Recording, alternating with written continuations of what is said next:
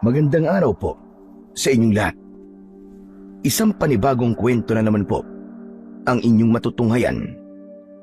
Ako po ang inyong lingkod, si Tito Blair, na maghahatid sa inyo ng isang kwentong kababalagan at katatakutan. Ito po ay tungkol sa isang batang ipinanganak ng hindi pangkaraniwan dahil siya ay natatangi at itinakdang pumaslang sa isang halimaw na maghahatid ng takot sa kanilang baryo. Umpisahan na po natin ang kwento. Isa kang kahihiyan sa pamilyang ito, Ligaya. Pinag-aaral ka namin ng nanay mo. Nagpapagod kami para lamang matustusan ang mga pangangailangan mo. Tapos ito pa ang isusukli mo sa amin? Malalaman namin na nagdadalang tao ka. Tay, makinig kayo sa akin. Hindi ko po ito ginusto. Pinagsamantalahan po ko. Huwag mo na kaming lokohin. Alam na namin na nababarkada ka. Kaya ka nabuntis. Dahil dyan sa ginagawa mong yan, gumagaya ka sa kanila na halos ipakita ng katawan sa maraming tao. Totoo po ang sinasabi ko, Tay. Wala pong kinalaman ng barkada ko. Pinagsamantalahan po ko. Maniwala naman po kayo sa akin, oh. Sige nga, kung nagsasabi ka ng totoo, sabihin mo sa akin, sino yung taong na naman tala sa'yo? Sabihin mo sa akin, at sa harap mo mismo, ay bumugbugin ko. Hindi ko po alam, Tay. Hindi ko po alam. Kita mo na, sinasabi mo pang pinagsamantalaan ka, pero hindi mo kilala kung sino? Isang kalokohan, Ligaya. Tama na nga yan, Eduardo. Huwag mong istresin ang anak mo. Nagdadalang tao siya. Pakiusap naman. Huwag kang makikialam dito, Trinidad, ha? Nag-iisa lamang ang anak natin. At ang gusto natin para sa kanya ay may marating pagdating ng araw. Pero ano itong ginawa niya? Naglandi. O ano nangyari ngayon? Eh di nabuntis. Tay, ba't ayaw niyo po ba akong paniwalaan? Wala po akong malay ng mga panahong yun. Dahil doon, hindi ko po nakita kung sinong gumawa nito sa akin. Tay naman, ngayon niyo lang po akong paniwalaan. Huwag mo na kaming gawin tanga, Ligaya. Ginawa mo na rin ito sa amin noon. Nagsinungaling ka rin sa amin noon tungkol sa bayaran, sa eskwelahan nyo. Kaya mahirap na maniwala sa mga sinasabi mo ngayon. Sige, isa pang tanong, Ligaya. Bakit ka walang malay ng panahon na yon? Sige nga, sabihin mo sa akin, bakit? Lasing na lasing po ako, Tay. Kaya nung pauwi na po ako, nakatulog po ako sa gitna ng kakawian. Alam mong ganito ang lugar natin. Maraming lokong tao sa panahon na to. Pero hindi ka nag-iingat, anak. Binigay namin sa'yo lahat. Sakripisyo. Lahat binigay namin sa'yo ng nanay mo. Pero bakit mo nagawa sa amin ito? Bakit ganito ang isinukli mo? Dahil sa paghagulgol sa iyak ni Mang Eduardo, niyakap siya ng kanyang anak na si Ligaya. Anak, alalahanin mo. Pilitin mong maalala ang mga nangyari ng araw na pinagsamantalahan ka. Dahil siguradong hindi matatahimik ang tatay mo hanggat hindi niya napapanagot ang gumawa niya sa iyo. Na hindi ko po talaga alam. Wala po talaga akong maalala. Pag nalaman ko kung sinong hayop na gumawa niyan sa'yo, sigurado kong babalatan ko siya ng buhay. Papatayin ko ang hayop na gumawa niyan sa'yo, anak! Patawarin niyo po ako, Tay. Naipatawad po. Hindi po ako naging mabuting anak. Hindi ko po nasuklian na maganda niyong ginawa at ang pagod niyo para sa akin. Patawad po talaga. Diyos ko, ang anak ko. Bakit sa kanya pa nangyari ang bagay na ito? Bakit? Patawad po, Tay. Patawad. Patawarin mo rin ako, anak.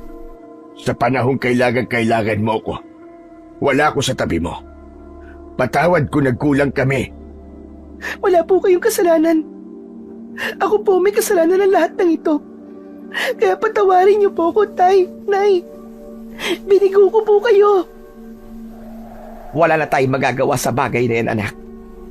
Tanggapin na lamang natin na sa kabila ng lahat, ang ipinagdadala mo ay apo pa rin namin at anak mo. Kaya walang dahilan para magalit. Nabigla lamang ako, anak. Hindi ko sinasadya mga sinabi ko. Hindi ko lang talaga lubos akalain na sa'yo pa gagawin ng sino man ang kahayupan na ito. Mabilis na lumipas ang mga buwan at dumating na ang gabi ng panganganak ni Ligaya.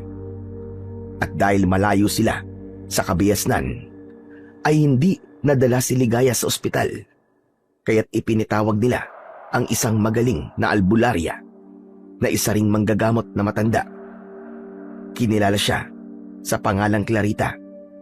Dahil sa kanilang malawak na baryo ay siya lamang ang inaasahan ng lahat, kung kaya't siya ang ipinatawag para sa panganganak ni Ligaya. Habang inilalabas niya ang bata sa sinapupunan ni Ligaya, ay napakunot ang kanyang noo dahil sa isang malakas at mabigat na enerhiya ang kanyang naramdaman, hanggang sa tuluyan na ngang nailabas ni Ligaya sa kanyang sinapupunan ang sanggol. Lalaki ang anak mo, Ligaya. Isang napakalasog na sanggol na lalaki. Pwede ko ba siyang mahawakan, Manang Clarita? Abay, oo naman. Sandali lang. Tignan mo, Ligaya. Napakagwapo ng aking apo. Kamukhang-kamukha ko siya. Anong ikaw? Ako kaya ang kamukha niya. Tignan mo nga, oh. Napakalayo ng itsura niya sa'yo. Huwag na kayo magtalo, Eduardo, Trinidad. Dahil kahit si Ligaya ay hindi kamukhaan sanggol. Maaaring ang kanyang ama ay kamukha niya. Aba, oo nga ano. Nasaan ba ang tatay ng anak ni Ligaya? Dahil sa tanong na yon ni Manang Clarita, ay natahimik ang lahat. Kung kaya't hindi na rin ito pinansin ng matanda. Sa halip, sinabi na lamang niya ang naramdaman niyang kakaiba sa bagong silang na sanggol. Huwag niyo na lamang pansinin ang aking itinanong. Bago ko umalis, gusto ko lamang na ipaalam sa inyo na may kakaiba sa inyong apo. Anong kakaiba naman yon, Manang Clarita? Hindi naman abnormal ang apo kong isinilang, hindi ba? Hindi yun ang ibig ko sabihin, Eduardo. May naramdaman ako sa bata. Isang malakas na enerhiya. Hindi ito normal sa mga tao. At lalo sa mga bagong silang. Pero hindi ko sinasabi na masama ang enerhiyang nararamdaman ko. Ito ay parang mainit, ngunit mabigat. Hindi ko siya mailarawan. At batay sa aking obserbasyon, hindi karaniwang nilalang ang ama ng batang iniluwal ni Ligaya. Ano pong ibig sabihin ng mga sinasabi niyo, Manang Clarita? Sa madaling salita, Ligaya, ang anak mo ay may dugo ng nilalang na hindi katulad ng sa tao. Napakapit si Aling Trinidad sa kanyang asawa na hindi rin makapaniwala sa mga sinabi ng albularya. Tinignan lamang nila ang sanggol. Ngunit dahil hindi sila naniniwala sa kakaibang nilalang, ay hindi nila pinansin ang matandang albularya. Hanggang sa lumipas na ang ilang buwan at doon pa lamang nila napansin ang pagiging kakaiba ni Lakas sa karaniwang bagong silang. Diyos ko! Ligaya! Eduardo! Si Lakas nawawala! Ano ba nangyayari, Trinidad? At kumakasigaw kayo napakalakas. Ano ba nangyayari sa'yo? Diyos ko, Ligaya! Ang anak mo! Eduardo! Ang apo natin! Bakit po, Nay? Ano po nangyari kay Lakas? Iniwan ko lamang siya dito kanina, Ligaya. Ngunit pagbalik ko ay wala na siya. Bago ko lumabas para kumuha ng maiinom, inilagay ko lang siya sa kanyang duyan. Ha? Nasaan na po ang anak ko? Eduardo, hanapin natin ang apo ko. Diyos ko, kapag may nangyaring masama sa kanya, hindi ko mapapatawad ang sarili ko. Taranta ang mag-anak dahil sa pagkawala ni Lakas na kanina lamang ay inilagay ni Aling Trinidad sa kanyang duyan. Ngunit pagbalik nito ay bigla na lamang nawala hanggang sa narinig nila ang malakas na sigaw ni Mang Eduardo. Tarantan labas naman ni Ligaya at Aling Trinidad. Itay! Ang anak ko na nga ba yan? Hindi rin ako pwede magkamali, Ligaya. Si Lakas talaga ang batang yan. Pero, paano nangyari to? Ilang buwan pa lamang si Lakas. Ngunit bakit lumaki na siya na para bang 3 taong gulang na bata na? Napaka-imposible din. Dahil wala pa siyang 1 taon. Nakakapaglakad na siya. Hindi ko rin maintindihan, Nay. At nakapaglakad siya nang walang sino man ang umaalalay sa kanya. Nilapitan ito ni Ligaya at sa unang pagkakataon ay nagsalita ito. Hindi lang nanay, pati mamang at papang. Yun ang itinawag niya sa kanyang lolo at lola. Niyakap ni Ligaya ang kanyang anak nang marinig niya ang unang beses na pagsasalita nito. Nay! Nagsalita si Lakas! Narinig niyo ba? Tinawag niya akong nanay! Tinawag niya akong mamang. Napakagaling naman ng aming anghel. Sarap din sa tenga nang tawagin niya akong papang. Ganito pala ang pakiramdam nang magkaroon ng apo. Pero Nay, hindi pwedeng ganito lang. Kailangan natin siyang ipatingin kay Manang Clarita. Di ba sabi niya ay hindi normal ang anak ko? Kung ganun, magmadali tayo anak. Kailangan nating malaman ang tunay na dahilan ng pagiging ganyan ng apo ko. May kinalaman ho kaya ito sa sinabi ni Manang Clarita noon? Maaari anak. Hindi ko rin masabi. Kasi kakaiba talaga ang nangyayaring ito. Maaaring may kakaiba nga sa bata anak. Pero masisiguro lang natin yan kapag naipasuri na natin siya. Kung ganun ho, Nay, tulungan niyo ako. Dalhin po natin siya kay Manang Clarita. Mabilis na nilakad ng mag-anak ang daan patungo sa kubo ng albularya. Pagdating doon, ay sinabi nila ang dahilan ng pagpaparoon nila. Ngunit hindi na nabigla ang albularya. Pinagmasdan lamang niya ang bata at seryosong nagsalita. Hindi ba't sinabi ko na sa inyo noon na hindi ordinaryo ang anak ni Ligaya? Dahil nakakasigurado ko na ang ama ng batang iyan ay isang nilalang na hindi katulad ng mga tao. Pero Manang Clarita, bakit po ganon? Ba't napakabilis tumanda ng anak po? Dahil sa taglay niyang dugo, Ligaya. Kinuha ni Manang Clarita ang bata. Inihiga niya ito sa isang higaan na para sa kanyang mga pasyente. Kumuha siya ng isang matalim na kutsilyo at sinugatan ang palad ng bata. Lumabas dito ang dugo na kulay abo. Ang isa pang kakaiba sa batang si Lakas ay agad naghilom ang kanyang sugat. Sus Ginoo! Ano nangyayari sa apo ko? Buksan niyo na ang inyong mga mata. Sinabi ko na sa inyo noon, hindi normal ang anak ni Ligaya. Maaaring sa mga susunod pa na mga buwan ay lalaki at magiging isang ganap na bata na ang anak mo.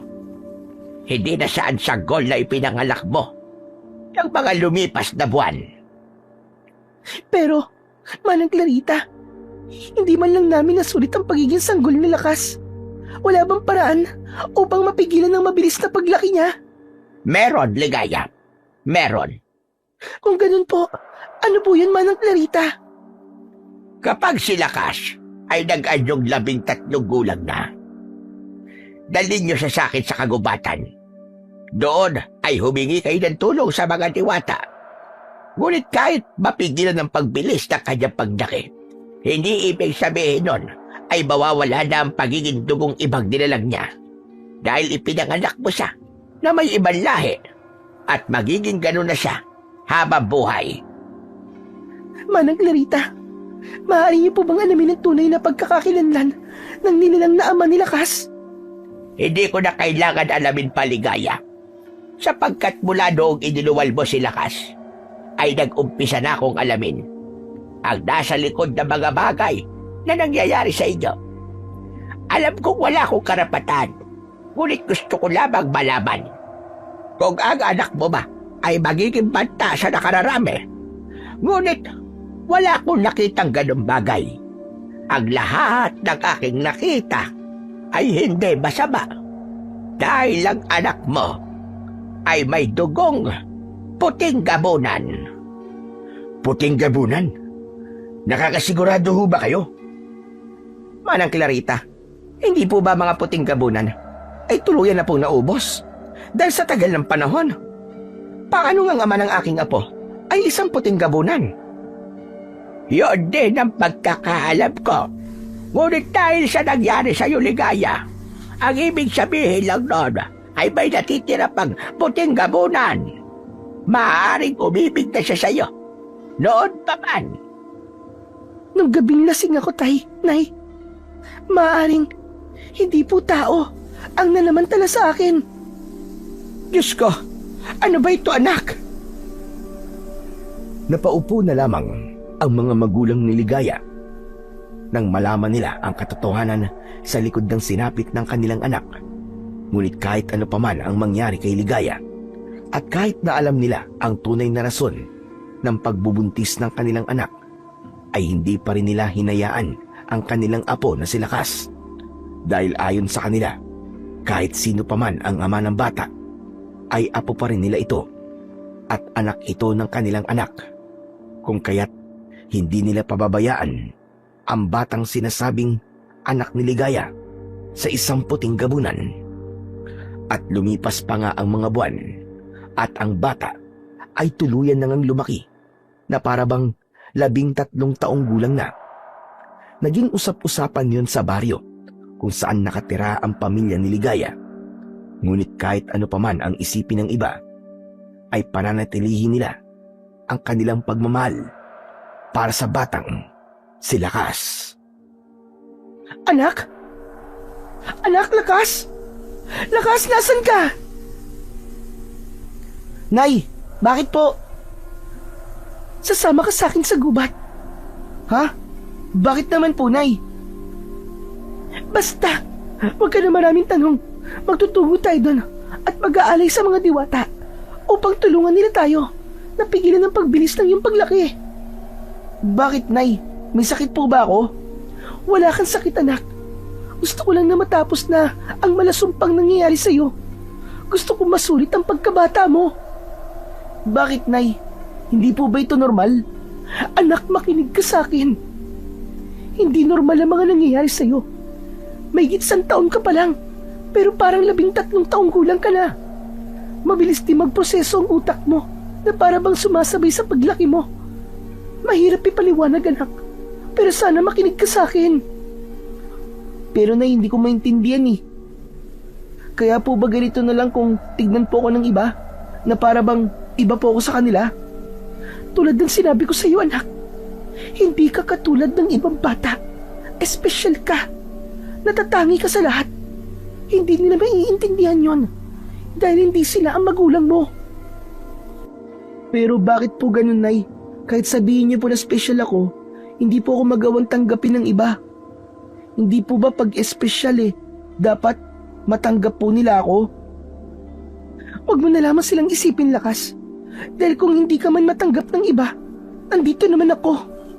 At ang lolo at lola mo. Tumango lamang ang batang si Lakas sa mga sinabi ng kanyang ina. Pagkatapos nun, ay niyakap niya ito hanggang sa dumating na ang oras na kanilang hinihintay. Nagdala ng isang basket ng prutas si Ligaya habang hawak niya sa kabilang kamay ang balikat ng kanyang anak. Habang naglalakad sila patungong kakahuyan, hindi maiwasan na pagtinginan at pag-usapan sila ng mga taong nakakakita sa kanila. Ngunit hindi yung pinansin ni Ligaya.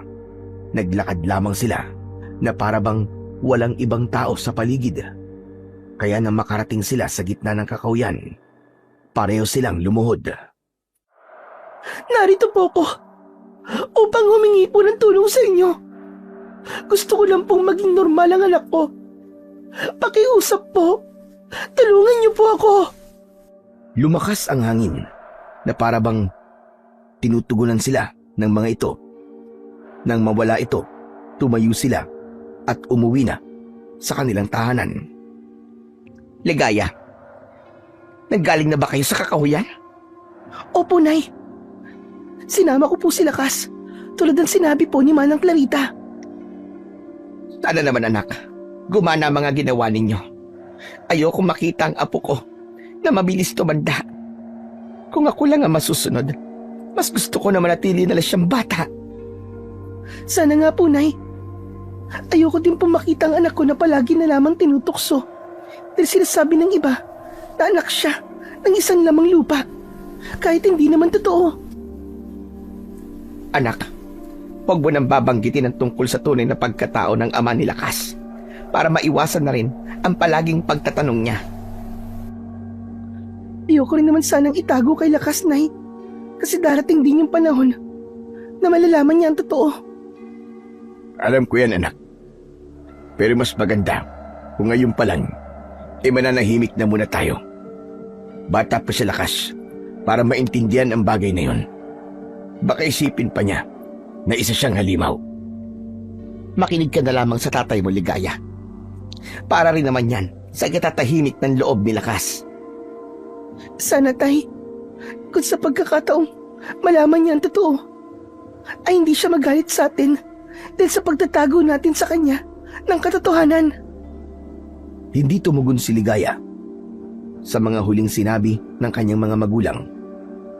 Sa halip ay sinulyapan na lamang niya ang anak niyang naglalaro sa hardin ni Aling Trinidad.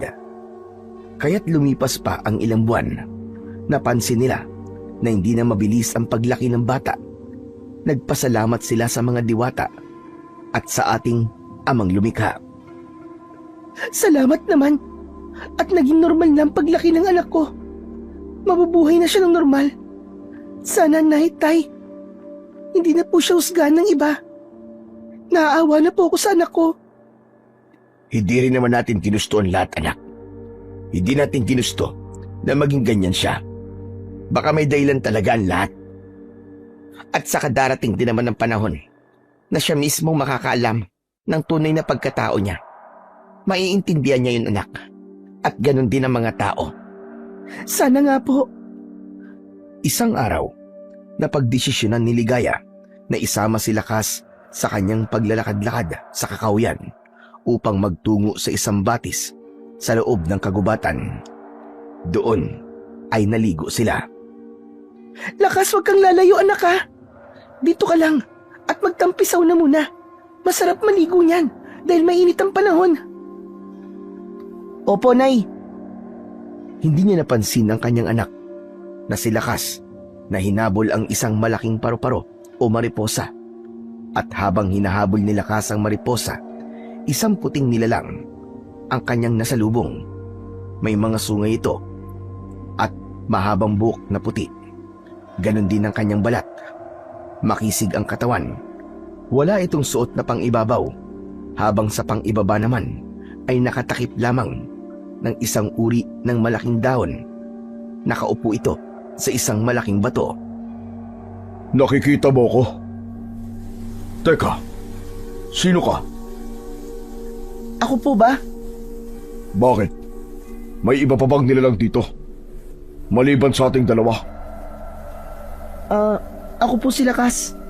Ang nanay ko po is Ligaya. Maganda po si nanay at mapagmahal. May lolo naman po ako. Ang pangalan po niya ay Eduardo. Gaya nyo, malaki din po ang katawan niya. May lola din po ako. Tama na. Hindi ko tinatanong kung sino ang pamilya mo. At tanging tinanong ko lamang ay kung sino ka. Kung ganun, ikaw si Lakas at anak ka ni Ligaya. Kung ganun, ikaw pala ang aking anak. Po, anak niyo po ako. Bakit po hindi po kita kamukha? Bakit wala po akong sungay? Bakit po hindi kita kasing puti? Napakarami mong katanungan. Pero, kinagagalak kitang makilala, Lakas. Ako naman silang tayog. Ako ay isang puting gabunan. Gabunan? Ah, kaya po puting gabunan kasi kulay puti ka. Pero teka, di tayo magkamuka. Hindi ako kulay puti at wala din akong sungay na kagaya nyo. Kaya di po tayo magkapareho. Ang dugo ko ang nananalaytay sa iyong pagkatao, Lakas. Ganun ho ba? Pero bakit hindi ko po kayo nakakasama? Bakit hindi po kayo umuwi sa bahay? Ngunit bago pa man makasagot ang puting gabunan na silang tayog, isinigaw ni Ligaya ang pangalan ng kanyang anak, kung kaya't napalingon ito. Ngunit sa pagbalik ng kanyang paningin, kung saan naroroon silang tayog, ay wala na ito. Lakas! Naku naman bata ka! Kung saan ka nagsususuot? Diyos ko, pinakaba mo ko! Bakit ka ba lumayo? Nay, may nakita po ako, puting tao po. May sungay po siya na para bang sa kalabaw. Tapos po, puti po siya. Puti rin po ang buhok niya. Pati po ang kanyang katawan. Teka, ano bang pinagsasasabi mo? Sabi niya po, Nay, puting gabunan daw po siya. Sabi niya pa, ang dugo raw po niya ay nananalitay sa pagkatao ko. Ibig sabihin, Nay, siya po ang tatay ko? Ano bang pinagsasasabi mo? Hindi ba't sabi ko sa'yo, matagal nang patay ang tatay mo? Halika na nga, umuwi na tayo. Kilala ka rin po niya, Nay. Baka hindi po talaga patay si tatay. Ano ba lakas? Umuwi na tayo. Pero Nay, sandali lang po. Nandito lang po siya kanina eh. Baka po makilala niyo siya kung sakaling makita niyo. Lakas, kapag sinabi kong uuwi na tayo, uuwi na tayo. Pero Nay, totoo po ang sinasabi ko sa inyo. Lakas, ano ba? Opo Nay, uuwi na po.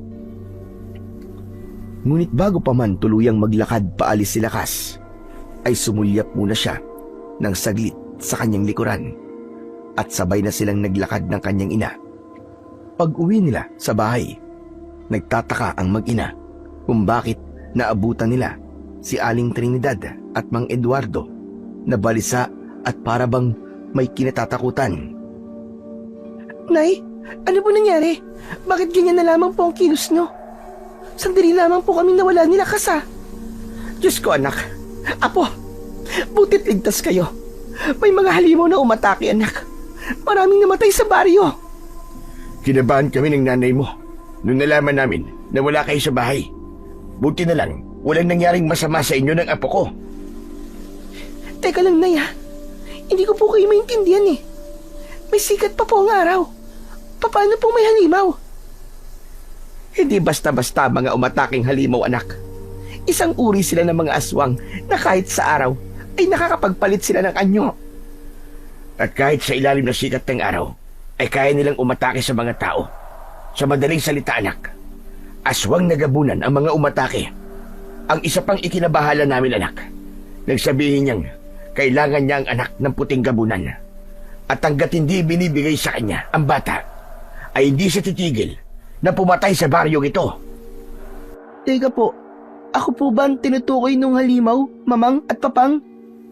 Nagtinginan ang mag-anak nang marinig nila ang tinura ng bata. Lalo silang nag-alala nang marinig yun dahil akala nila ay wala pang nalalaman ang bata. Saan mo nakuha ang mga salitang yan, Lakas? Hindi niya naman po may pagkakaila sa akin eh.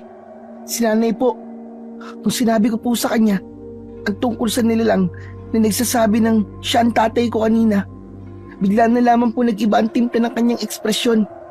Tapos ngayon po, nabanggit niyo ang tungkol sa anak ng puting gabunan. Isa lamang po ang ibig sabihin nun, Nay. Hindi totoong namatay si tatay. Buhay siya. At yung nilalang na nasa ako yan, siya po yun. Silang tayog po ang tatay ko. Apo, makinig ka muna. Itinago namin sa'yo dahil natatakot kami. Nakamuhian mo ang sarili mo. Totoo yun, Apo. Maniwala ka sa amin. Ayaw lang namin na tignan mo ang sarili mo bilang isang halimaw. Kaya patawarin mo sana kami. Wala naman sa akin yun, mamang. Ang ayoko lang po, yung alam ko na nga yung totoo, pero nagsisinungaling pa rin po kayo. Patawarin mo kami, anak. Hindi namin gusto gawin yun. Natatakot lang kami na baka kunin ka sa amin ng ama mo. Lalo na't hindi kami pareho. Malakas siya at may kapangyarihan. Kaya kung kukunin ka niya sa akin, wala akong magagawa. Wala naman pong sinabing ganun si tatay. Mabait po siya, Nay. Hindi lang po talaga halata sa mukha niya kasi napakaseryoso po niya. Tapos may sungay pa po. Pero kung masama po siya, kanina pa po sana, nung nakausap ko siya, sinaktan niya na po ako. Kaya nga sana, bigyan mo pa kami ng pagkakataon. Pero sa ngayon, kailangan mo na nating umalis sa lugar na ito. Nanganganib ka, Lakas. May isa pang nilalang ang gustong makuha ka. Hindi po ako natatakot, Nay. Gusto ko po makilala ng lubusan ng tatay ko. Makinig ka sa nanay mo, Apo. Para din naman sa'yo ang mga sinasabi niya. Pakiusap, ayaw ka naming mapahamak. Hindi niyo po ba ako kayang protektahan? Kung ganon, si tatay na lang po ang poprotekta sa akin. Hindi napigilan ni Ligaya ang kanyang sarili at sinampal niya ang batang si Lakas. Kaya dahil doon, tinignan siya ng naluluwang batang si Lakas at walang sabi-sabing patakbong lumabas ng kanilang bahay. Lakas! Lakas, saan ka pupunta? Anak! Ligaya, hayaan mo muna si Lakas. Nagulat lang siya sa ginawa mo. Nay, eto na nga ba ang kinakatakot ko eh. Baka lumayo po ang loob sa akin ng anak ko. Dahil nalaman po niya kung sino talaga ang tatay niya. Hindi ko kilala ang sinasabi niyang lantayog. Pero Nay, Tay, hindi ko po gusto ang nararamdaman ko. Anak, gagawa natin ang paraan. Ang bagay na yan. Huwag kang mag-alala. Pero, paano po sila Kastay? Paano kung hindi niya tayo maintindihan? Paano kung hindi niya nga kamuhian ang sarili niya? Pero, tayo naman ang kamuhian niya. Anak, huwag ka mag-iisip ng mga bagay na negatibo. Maging positibo ka lang. Magtiwala ka lang na hindi magiging ganon ang kalalabasan ng lahat. Huwag ka mag-alala. Nandito lang kami ng tatay mo. Salamat po, Nay. Tay. Naging kalmado na ang kalooban ni Ligaya dahil sa tulong ng kanyang mga magulang, habang ang bata namang si Lakas ay nagtungo sa lugar kung saan niya unang nakita ang kanyang ama na si Lantayog. Puting Gabunan! Nandiyan ka ba? Lumabas ka, magpakita ka sa akin. Pakiusap, linawin mo sa akin ng lahat. Handa akong makinig sa'yo. Puting Gabunan! Ilang sandali lang ay lumabas ang nilalang na si Lantayog. Seryoso itong nakatingin sa bata habang si Lakas naman ay ngumiti. Mabilis na lumapit sa nilalang at niyakap niya ito. Di ba ang sabi mo sa akin, anak mo ko? Teka, Lakas. Bakit ka naririto? Gusto ko lang nalinawin mo sa akin ng lahat. Paanong ikaw ang naging ama ko? Samantalang tao ang nanay ko. Bumuntong hininga ang nilalang na si Lantayog. Inalis niya sa pagkakayakap ang bata. Matapos nun, umupo siyang muli sa bato kung saan niya ito nakita. Nilapitan naman itong muli ni Lakas at tumabi sa Puting Gabunan. Halos 2 taon nang nakakalipas, Lakas, na kinuha kong isang mahalagang bagay sa pagkatao ng iyong ina. Matagal ko na siyang pinagmamasdan. Matagal ko na siyang iniibig. Ngunit dahil iba ako sa kanya, hindi ko nagawang magpakita o magtapat man lang ng pag-ibig sa kanya. Dahil alam kong katatakutan niya ako dahil sa aking anyo. Kung kaya't nung gabing nakita kong wala siya sa sarili at nakatulog siya sa kalagitnaan ng gubat, ay doon ko isinagawa ang pag-ibig ko sa kanya. At dahil doon, nabuo ka, Lakas. Kaya't napansin mo rin siguro ang pagbilis ng iyong paglaki. Ibig sabihin lamang nun ay isa kang kalahating puting gabunan. May dugo kang diwata at itim na gabunan. Dahil doon ang dugo mo ay kulay abo tulad ko. At kaya rin maghilom ng sugat mo kahit hindi mo ito ginagamot. Nung gabing pinanganak ka, Lakas, pinagmamasdan ko lamang kayo. Pero napakasaya ko ng gabing yon. Dahil kahit hindi kita pwedeng hawakan ng mga panahong yon, nasisilayan naman kita. Napakasaya ko ng unang beses mong lumabas sa mundo, Lakas. Ibig sabihin po, hindi po nawala ang pagmamahal niyo sa amin? Tama ka, Lakas. At dahil sa paghingi rin ng iyong ina ng tulong sa diwata, ipinagkaloob ko sa kanya ang kanyang hiling na gawing normal ang pagtanda mo. Dahil ayokong makita na nahihirapan siya. Kung ganun ho, bakit hindi niyo po siya kausapin? Hindi pwede, anak.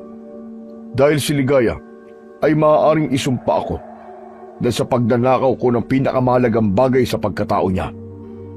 Kung ganun po, protektahan niyo na lang po kami. May gusto po pala akong ipaalam sa inyo. Ano yun, Lakas? May mga itim na gabunan daw po na gusto po akong makuha. Ako lang po ang anak niyo, di ba? Kaya ako talaga ang kailangan nila. Hindi maaari. Nalaman na ni Ama ang tungkol sa'yo. Ama, ano pong ibig niyo sabihin, Tay? Kaya ako naging puting gabunan dahil ang mga magulang ko ay magkaibang lahi rin. Si ina ay isang diwata, habang si ama naman ay isang itim na gabunan. Kaya nabuo ang isang tulad ko. Bakit niya po ako gustong makuha? Ano pong meron? Dahil ayon sa kanyang hinaharap, ang magiging anak ko ang siyang tatapos sa kasamaan niya. Hindi porke nagkaroon siya ng isang relasyon sa diwata ay mabuti na siya. Naging posible lang yun upang magkaroon ng mga nilalang na tulad ko, upang magkaroon ng bagong lahi sa mundo. Pero wala naman po akong kakayahan na magawa yun eh. Wala naman po akong kapangyarihan. Meron, anak. Kahit na may dugong tao ka pa, ay may kapangyarihan kang natutulog. Maaari lamang lumabas yun kung may isang bagay na mahalaga ang gusto mong iligtas o protektahan. Hindi nagtagal ang kanilang pag-uusap dahil sinundan na ni Ligaya ang kanyang anak sa kakahuyan. Narinig nila ang pagtawag nito kung kaya't bago pa umalis ang puting gabunan na silang tayog ay niyakap niya muna ang kanyang pinakamamahal na anak na si Lakas. Mabilis na umalis ang puting gabunan. Pinagmasdan lamang yun ni Lakas hanggang sa nawala na ito sa kanyang paningin na siya namang pagdating ng kanyang ina. Tinignan lamang ni Lakas ang kanyang ina na kararating pa lamang. Naluluwa ito dahil nangingibabaw pa rin ang pagsisisi nito dahil sa ginawa niyang pananampal sa kanyang anak. Patawarin mo ako, anak. Hindi sinasadya ni nanay ang nagawa ko kanina. Nangangako ko na hindi na tayo aalis sa baryong ito tulad ng gusto mo. At hindi na rin kita pagbubuhatan ng kamay kahit kailan. Patawarin mo ako, anak. Totoo po ba yun, Nay? Papayagan niyo na rin po ba akong makilala po ng gusto si Ama? Labag man sa kalooban, pero sinang-ayunan na lamang yun ni Ligaya. Niyakap niya ang kanyang anak at kinumbinsi itong umuwi na. Kaya pagdating sa kanilang bahay, ay sama-sama silang nagyakapan. Dahil kahit ano pa man ang mangyari, mahal nila ang batang si Lakas. Ayaw nila itong nakikitang nasasaktan. Kaya kung ano man ang gusto ng bata, ay sinunod na lamang nila. Hanggang dumating ang gabi ng pagbabalik ng mga halimaw na itim na gabunan. Kasama dun ang hari na si Haduro. Mga mabababang nilalang, naririto ako upang kunin sa inyo ang isang batang kailangan ko. Ibigay niyo sa akin at ipinapangako ko na walang mangyayaring masama sa inyong lahat. Hindi na namin guguluhin ang inyong baryo. Kung kaya't ibigay niyo na sa akin ang aking kailangan. Sandali lamang. Wala talaga kaming kanam-alam sa mga sinasabi ninyo. Walang batang nabubuhay sa baryong ito na may dugong puting gabunan. Maniwala kayo sa akin. Imposible ang mga sinasabi mo, matandang ukluban. Dahil dito sa baryong ito, ito itinuturo ang taong aking hinahanap. Dito sinasabi na pangitain ko ang batang papaslang sa akin. Ngunit, totoo ang aming mga sinasabi. Walang dahilan upang magsinungaling ako sa iyo. Matanda na ako at malapit na mamatay. kaya't paniwalaan mo kami. Siguraduhin mo yan, tanda. Dahil sa oras na malaman ko nagsisinungaling ka, ikaw ang unang-una kong papatayin. Aking mga lingkod, itigil nyo na yan. Lilisanin muna natin ang baryong ito. Pansamantala. Ngunit kapag nalaman kung totoo ang aking pangitain, ay babalik tayo dito upang ubusin ang lahat ng tao sa baryong ito. Hindi natakot ang matandang albularya sa mga pagbabantang binitiwan ng hari ng mga itim na gabunan. Pinagmasdan lamang niya ang mga ito sa kanilang pag-alis. Matapos nun, ay dumiretso siya sa bahay ng pamilya ng batang si Lakas. Manang Clarita? Ligaya, maaari ba akong pumasok? May mga mahalagang sasabihin lamang ako sa inyo. Ganun na rin sa buong pamilya mo. Sige po, pumasok po kayo. Lakas, magmano ka kay Lola. Mano po, Manang Clarita. Pagpalain ka ng Diyos, Lakas. Biglaan po yata ang pagdating niyo, Manang. Umupo muna kayo riyan. Gusto niyo po ba ng maiinom? Hindi na kailangan, Trinidad. Ang sadya ko dito ay dapat yung paghandaan. Bumalik na mga halimaw ng dilim at nakausap ko sila. At kailangan nila si Lakas. Teka lang, Manang. Lakas, pumasok ka muna sa iyong silid. Huwag, Ligaya. Huwag mong itago sa anak mo mga bagay dito. May karapatan siyang malaman dahil siya ang dahilan ng mga pagsalakay sa baryo. Marami na ang namatay at nasugatan. At kung malalaman ng mga tao, ang anak mo ang siyang anak ng puting gabunan na hinahanap ng mga halimaw ng dilim. Hindi lang ang pagtakas sa mga halimaw ang magiging problema ninyo, kundi pati na mga taong magagalit dahil sa pagpapalaki nyo ng isang batang may dugo ng puting gabunan. At iyon ay si Lakas. Manang Clarita, ano pong gusto niyo sabihin? Ipagkakaluluko po ang anak ko para sa lahat ng mga taong halos isuka kami. Hindi yan ang gusto ko sabihin, Ligaya. Makinig ka muna mabuti sa akin. Kailangan niyong humingi ng tulong sa ama ni Lakas para matapos na ang gulong ito. Paano po namin gagawin yun? Na kahit ako mismo ay hindi kilalahan tatay ng anak ko. Nay, kilala ko po si tatay. Nakausap ko na po siya. Pero hindi niya pa po nasagot ang sinabi ko sa kanyang pagprotekta sa atin. Ang sinabi niya lang po sa akin may natutulog daw po akong kapangyarihan. Nagpakita sa'yo? Ang tatay mo, anak? Opo, Nay. Kung ganon, Ligaya, yan na ang pagkakataon mo upang humingi ng tulong sa kanyang ama. Yun ang lamang ang pag-asa mo, Iha. Ayoko, Manang Clarita. Kung may ibang paraan pa para matigil ang pagsalaki ng mga hayop na yun, ay mas pipiliin ko yun kaysa humingi ng tulong sa halimaw na pinagsamantalahan ako. Mas paiiralin mo pa rin ba ang pagkabuhi mo kaysa sa nakararami? Hindi niyo po kasi naiintindihan, Manang Clarita. Galit po ako sa hayop na yun. Galit ako sa tatay ng anak ko. Dahil kung hindi dahil sa ginawa niya, pinagpapatuloy ko pa rin ang pag-aaral ko hanggang ngayon. Ibig niyo po ba sabihin, Nay, pinagsisisihan niyo po ang pagkakaroon niyo ng anak na tulad ko? Hindi, anak. Pasensya ka na sa mga sinabi ni Nanay. Nadala lang ako ng galit ko, anak. Dahil kinuha niya sa akin ang pinakamahalagang bagay sa pagkatao ko nang hindi man lang niya pinaghihirapan yun. Sana maintindihan mo, anak, ang ibig kong sabihin. Wala rin naman dahilan para magsisi sa pagkakaroon ko ng ikaw. Dahil, anak, biyaya ka sa akin ng buong may kapal. Kung ganun, Nay, kahit para sa akin na lamang po, patawarin niyo po si tatay. Ang sabi po niya sa akin, iniibig ka raw niya. Matagal na raw po. Ngunit dahil alam niyang matatakot ka sa kanyang anyo, ay hindi niya sinubukan na magtapat sa inyo. Ligaya, anak. Pakinggan mo ang anak mo. Masama ang loob ko, anak. Pero may punto si Lakas. Kapakanan ng nakararami ang gusto niyang unahin. Napakabuti ng anak mo, Ligaya. Pero, paano naman po ang kapakanan ko, Tay? Pwede bang ako muna? Anak, pakinggan mo si Lakas. Hindi porke uunahin natin ang nakararami, ibig sabihin nun, ay hindi ka nakasama doon.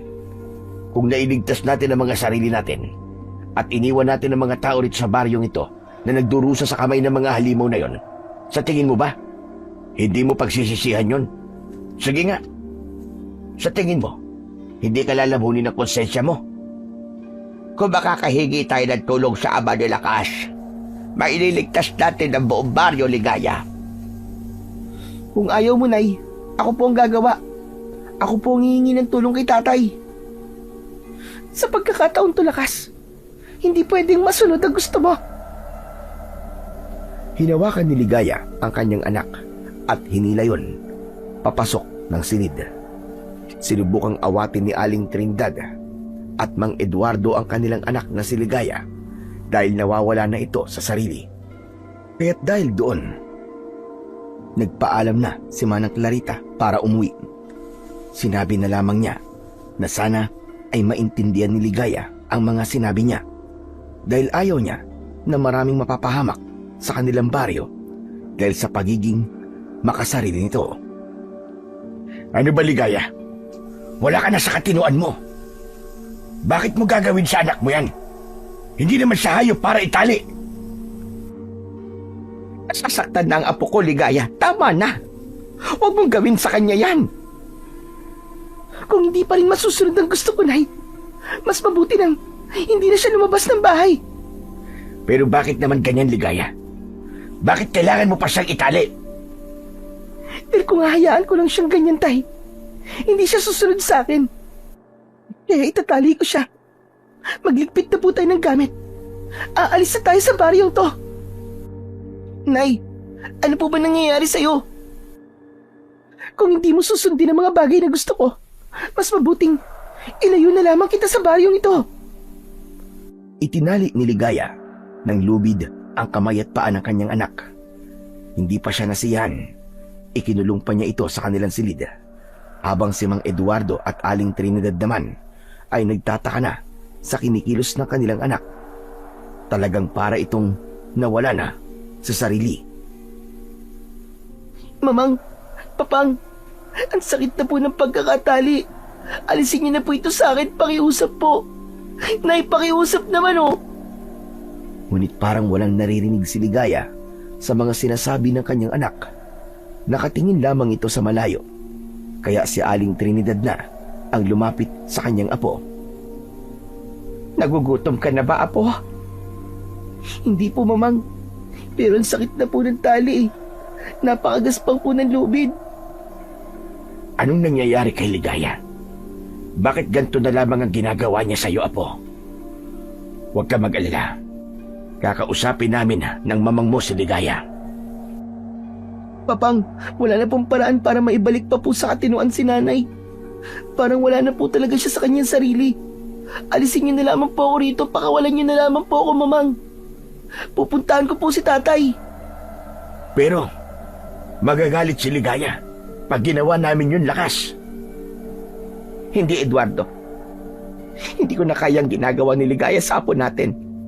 Mas gugustuhin ko pang magalit siya sa atin kaysa makita ang apo ko na nakagapos na para bang isang hayop.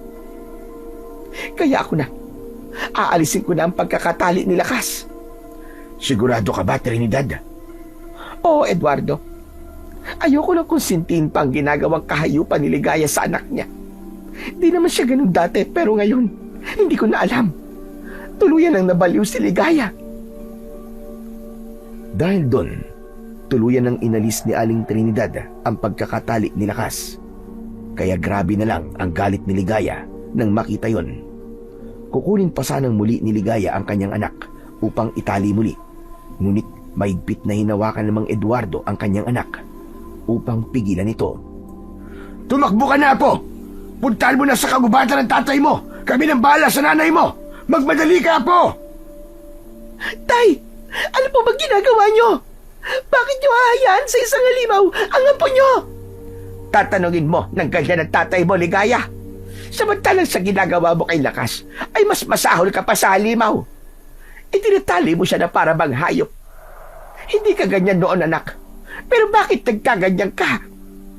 Hindi niyo po ako naiintindihan, Nay. Gusto ko lamang mapanatili sa maayos ang kapakanan ni Lakas. Alam mo ang salitang kapakanan. Pero ikaw mismo ay sinasaktan si Lakas. Hindi mo alam ang magiging impact nun sa bata, anak. Dahil maaari kanyang kamuhian. Inutusan ni Aling Trinidad ang kanyang asawa na ipasok si Ligaya sa silid kung saan itinali ni Ligaya si Lakas. At doon, itinali rin nila si Ligaya upang hindi masundan ang kanyang anak na tumatakbo papuntang Kakahuyan. Tay, magpakita ka po sa akin. Kailangan ka po namin. Pakiusap po. Kailangan ka namin ngayon, Tay. Magpakita ka po. Lumakas ang hangin sa paligid. Matapos nun, bigla na lamang sumulpot sa kawalan ang kanyang amang puting gabunan. Tulad ng dati, seryoso lamang itong nakatingin sa bata. Bakit mo ko tinatawag, anak? Tay, kailangan ka po namin. Ang sabi mo, hindi ba tatay mo yung halimaw na itim na gabunan? Baka may paraan ka po para pigilan siya. Baka may paraan pa para hindi siya manakit ng mga tao sa baryo namin. Tay, hindi ko po pwedeng hayaan ng baryo namin. Makinig ka sa akin na mabuti, Lakas. Wala akong kakayahan upang mangialam sa mga tao. Dahil tulad na sinabi ko, ay kalahating diwata ako. Kaya't kailangan ko ring sundin ang mga patakaran sa mundo ng mga diwata. Oo, anak, sumuway na ako minsan. Yun ay ang umibig ako sa tao at nagkaroon pa ako ng isang anak. Sa isang nilalang, sa pagkatao ng iyong ina. Ngunit ang pakikipaglaban ng mga tao sa itim na gabunan ay di nasakop ng aking kapangyarihan. Patawarin mo ko, anak. Ngunit wala akong magagawa upang pigilan si ama sa kanyang mga pinaplano. Akala ko po ba, mahal niyo po kami ni Nanay. Tama ka, anak. Mahal ko nga kayo. Ngunit ano po? Dahil sa kalahating diwata ka? Tay, hayayaan mo na lang ba kami mapahamak? Ito na lang naman po ang paraan para makabawi ka sa amin eh. Pero wala ka man lang bang gagawin? May paraan naman. Ngunit hindi ko alam kung papayag ka sa paraan na gusto kong mangyari. Bakit ganun? Bakit may kapalit? Kung gusto mo po kaming tulungan, Tay, dapat yung walang kapalit. Nung binuhay mo ako sa mundong to, walang hininging kapalit si Nanay sa'yo. Hindi ko rin naman ginusto na gawin yun, anak. Nadala lamang ako ng labis na pagmamahal sa iyong ina. Alam kong mali ako pagdating doon. Ngunit anak, intindihin mo ko. Gusto ko lamang sundin ang patakaran ng aming lahi. Iniisip mo mga patakaran ninyo, pero kami ni Nanay hindi. Ibig sabihin lang nun, tunay nga na hindi mo kami minamahal. Hindi lang kami mga nganib, Tay. Dahil pati ang buong baryo. Nagkamali pala ako. Akala ko matutulungan mo ako. Pero tama si Nanay. Walang dahilan para humingi kami ng tulong sa'yo. Wala kang kwenta. Kinamumuhian kita. Magmula ngayon, hindi ko nagugusto yung makita ka. Dahil hindi mo man lang mapatunayan sa akin na talagang mahal mo kami. Iniwan ni Lakas ang kanyang ama na tahimik lamang. Dahil sa pagkadismaya ni Lakas, tuluyan na siyang nawalan ng pag-asa na maisalba ang kanilang baryo. Ngunit habang naglalakad si Lakas, isang kakaibang pakiramdam ang kanyang naramdaman dahil ang isa niyang mata ay nag-init. Nawala sa kanyang isang mata ang kulay itim nito. Dagdag pa nito ang paglitaw ng konting ugat sa paligid ng kanyang mata. Habang naglalakad, hindi niya namalayan ang paglitaw ng galit sa kanyang puso. Akala ko tama ako sa desisyon ko kilalanin ka. Pero nagkamali ako. Hindi mo pala kami mahal ni Nanay. Kaya dahil doon, ako mismo ang gagawa ng paraan upang mailigtas ang baryo. Umuwi na ang batang si Lakas. Ipinagtaka naman yun ng mag-asawang Aling Trinidad at Mang Eduardo ang naging itsura ng kanilang apo dahil bago yun sa kanilang paningin. Diyos mio, ano nangyari sa mukha mo, Lakas? Wala naman po ah. Kung wala, bakit naging ganyan ang isa mong mata? Teka, hindi ko po kayo maintindihan eh. Ano po ba nangyayari? Humarap sa salamin ang batang si Lakas at doon lamang niya nalaman ang dahilan kung bakit nabigla ang kanyang mamang at papang. Nakita niya roon ang bago sa kanyang anyo dahil nagiging katulad yon ng itsura ng kanyang ama. Ngunit ang kakaiba, isang mata lamang niya ang naging ganon. Mamang, papang, ganito po talaga magiging itsura ko dahil ang tatay ko po ay isang puting gabunan. Gusto kong sanayin nyo na lamang po ang inyong mga sarili sa mga mangyayaring pagbabago sa aking anyo. Ang apo ko, bakit ba kasi nangyari sa atin ang bagay na ito? Bakit sa iyo pa, apo? Tumahan ka na, Trinidad. Apo, puntahan mo na lamang ang nanay mo sa silid. Sige na. Malamig na nakitungo ang bata. Hindi naman yon maintindihan ng mag-asawang Aling Trinidad at Mang Eduardo at saka siya pumasok sa silid kung nasaan ang kanyang ina. Niyakap niya ito at umiyak at pagkatapos sinabi niya rito na tama siya. Hindi dapat sila umaasa sa halimaw niyang ama. Tinanggap na lamang ni Lakas na wala silang ibang maasahan kundi ang kanilang mga sarili. Anak, ikaw ba yan? Opo, Nay. Patawarin niyo po ako ah. Nagkamali po ako. Tama po kayo, Nay. Wala pong dahilan para humingi po tayo ng tulong kay tatay. Dahil hindi po niya tayo mahal. Dahil wala naman siyang kakayahan upang protektahan tayo. Inalis ni Lakas ang pagkakatali ng kanyang ina. Sunod nun, ibibigay niya ang dalawa niyang mga braso upang siya ang itali. Ngunit hindi siya itinali ng kanyang ina. Sa halip ay umiyak ito at niyakap ang kanyang anak. Hindi na kailangan, anak. Patawarin mo si nanay ha. Dahil sa mga ikinilos ko. Mali si nanay doon, anak. Sana hindi ka magtanim ng galit sa akin ha. Patawarin mo ako, anak. Na hindi po ako galit sa inyo. Patawarin niyo rin po ako dahil hindi ko po kayo nintindi. Ang mga akala ko pong tamaan siyang ginawa ko. Kaya sana na'y patawarin niyo po ako. Napagtanto ko po na tama po talaga kayo. Hindi naman ako nagalit sa iyo, anak eh. Mahal na mahal ka lang ni nanay. Kaya nagawa ko ang mga bagay na yun. Pero anak, hindi ko na uulitin. Naitali ka. Mahal na mahal ko rin po kayo, Nay. Salamat po. Dahil kahit nagkakamali po ako, pinapatawad niyo pa rin po ako. Pangako, Nay. Simula po ngayon, ay ako naman po magpoprotekta sa inyo. Hindi ko po hayaan na may sino man ang mananakit sa inyo. Pinapangako ko po yan, Nay. Ang eksenang yon ay nasaksihan ng mag-asawang Aling Trinidad at Mang Eduardo. Hindi nila mapigilan ang mapaluwa dahil nakikita nila ang sinseridad sa pagmamahal ng kanilang apo. Nang lumipas ang isang araw, naging maayos naman ng lahat. Kaya naging kampante sila na hindi na babalik ang hari ng mga aswang nagabunan. Normal lang silang nag-aayos ng tanim sa hardin ni Aling Trinidad hanggang sa dumating ang matandang albularya na si Manang Clarita. Aba, magandang umaga po, Manang Clarita. Ang aga niyo po yata ngayon. Gusto ko labang kumustahin ang mag-ina. Kung ganun po, ay pumasok po muna tayo sa bahay. Lakas, Ligaya, hali kayo. Magpahinga muna tayo. Sige po, Mamang. Sama-sama silang pumasok ng bahay.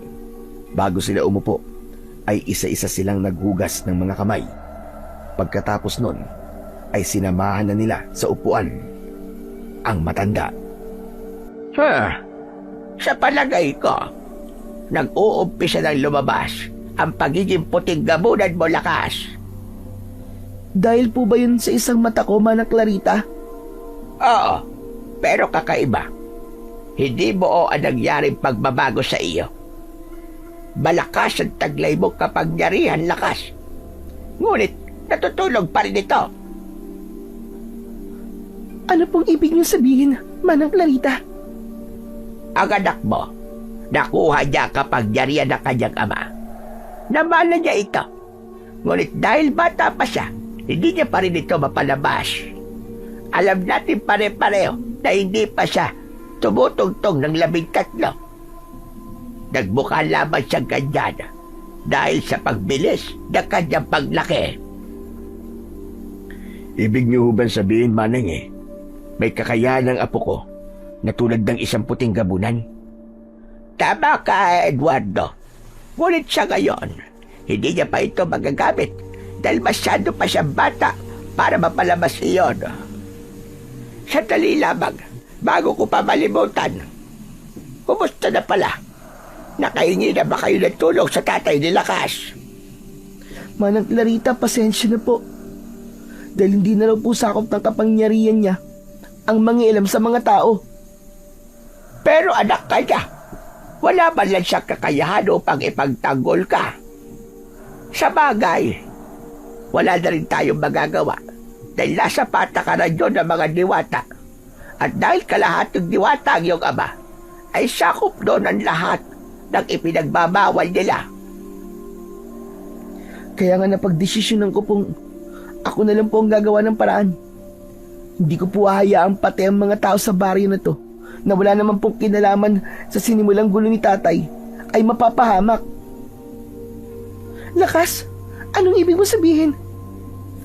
Sa susunod po, na bumalik po ang hari ng itim na gabunan, isusuko ko po ang sarili ko. Apo, hindi mo pwedeng gawin yan. Paano kaming pamilya mo, Apo? Alam ko po na hindi tamang magdesisyon ng ganito ng padalos-dalos. Pero hindi lang po ang baryo ang mga nganib kapag nagkataon, dahil pati po kayo. Kaya mas gugustuhin ko pa pong isa na lamang po ang magsakripisyo kaysa sa maraming tao.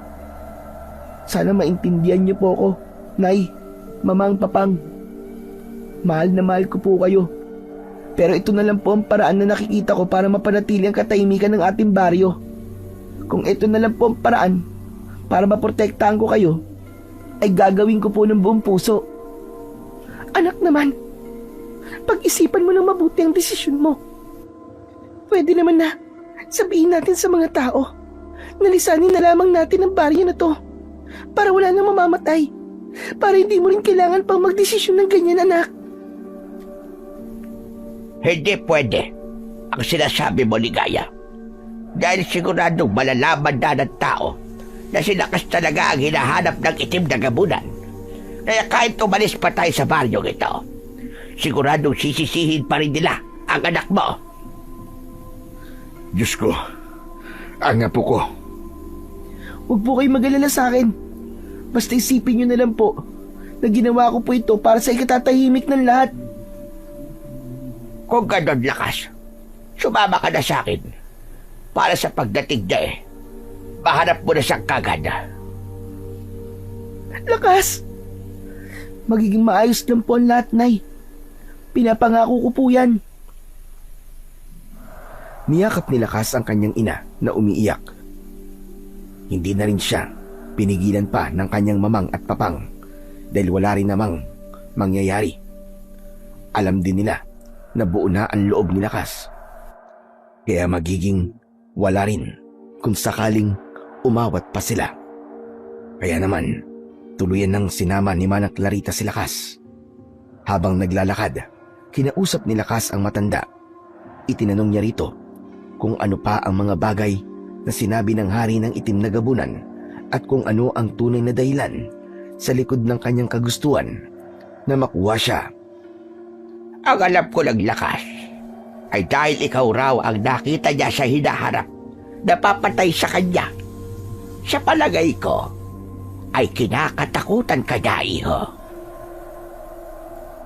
Kung alam ko lang sana kung paano po papalabasin ang kapangyarihan na sinasabi sa akin ng tatay ko, ay hindi ko na kailangang iwanan pa sila, inay. Naaawa ko kay inay. Nakikita ko sa mga mata niya ang pagtutol kanina. Nasasaktan ako sa tuwing makikita ko si nanay na umiiyak. Dahil magulang siya, Lakas. Walang magulang ang gugustuhin na makita ang anak na nagkakaganito at tatahakin ang landas na magulo. Alam ko, Lakas, na kung may iba pang pagpipilian, ay di mo rin pipiliin ang bagay na ito. Ngunit dahil mahal mo sila at makatao ka, ay hindi mo rin gustong makita ang baryo na nahihirapan dahil sa gulo na unang binuo ng iyong tatay. Manang Clarita, iniisip ko nga po kung sanang hindi na lamang ako nabuhay sa mundong to eh. Hindi po sana kayo magkakagulo. Malas po ako. Para po akong isitsumpa. Dahil sa akin nasira po ang pangarap ni nanay. Nang dahil po sa akin, ang buong baryo po ay nagulo. Lahat po ng nabubuhay dito ay nanganganib. Lakas, may dahilan ang lahat. At dahil nabuhay ka sa mundo, may dahilan yon. Lahat ng bagay na nangyayari sa atin ay may iba-ibang dahilan. Anong dahilan po para mabuhay ako? Para pahirapan ng baryo? Parang pinatay ko na rin sila kung wala akong gagawing paraan upang mapanatili ang kaligtasan nila. Kung sanang bago ako mabuhay sa mundo ay may pagpipilian, mas gugustuhin ko na lang po na hindi na lang ako nabuhay. Dahil alam ko na ang kalalabasan. Hindi natin dapat pangunahan ang nasa itaas, Lakas. Dahil darating ang oras na ang lahat ng bagay na gusto mo masagot, tulad ng dahilan kung bakit ka nabuhay sa mundong ibabaw, ay magkakaroon ng linaw sa'yo. Nakakasigurado ko sa bagay na yan, Lakas. Basta't manalig ka lamang.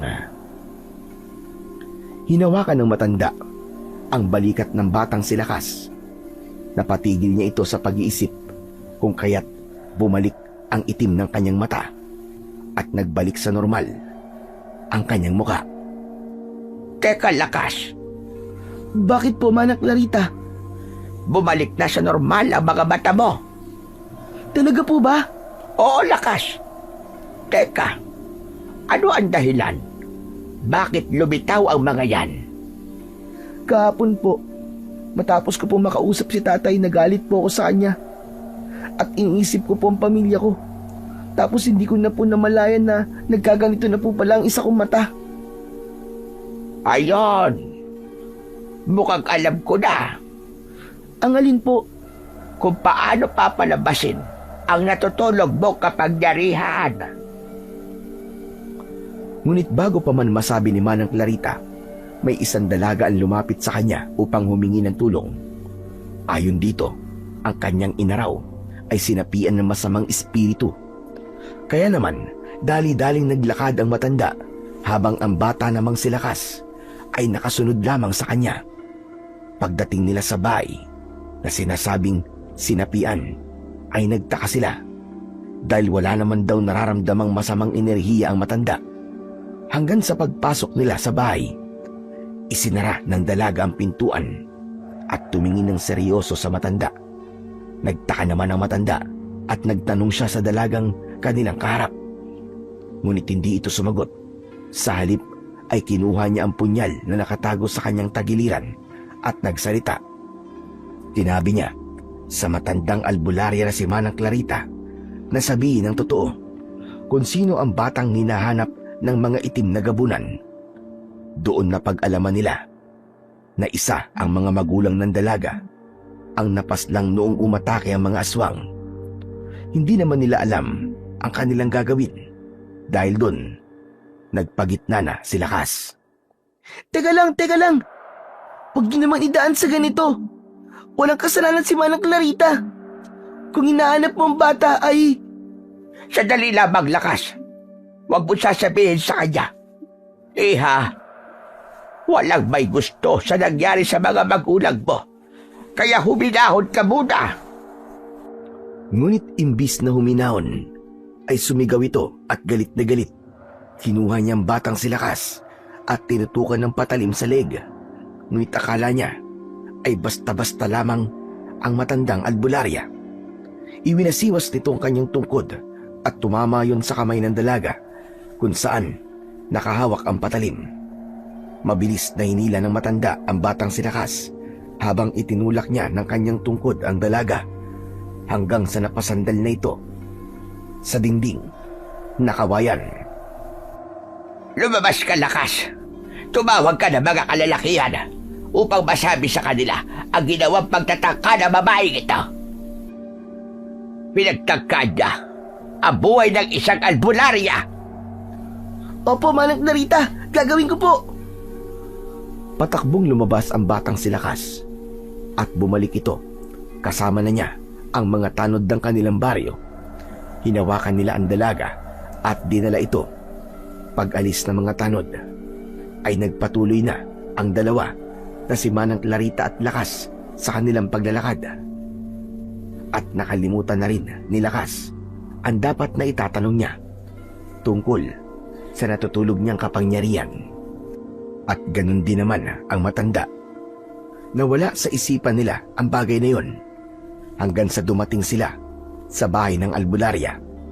Naabutan nila doon ang isang batang mag-aaral ng matanda. Sa itsura nito ay mukha itong 13 anyos. Halata rin dito ang pagiging masiyahin dahil pagharap pa lamang nila ay nakangiti na ito sa kanila.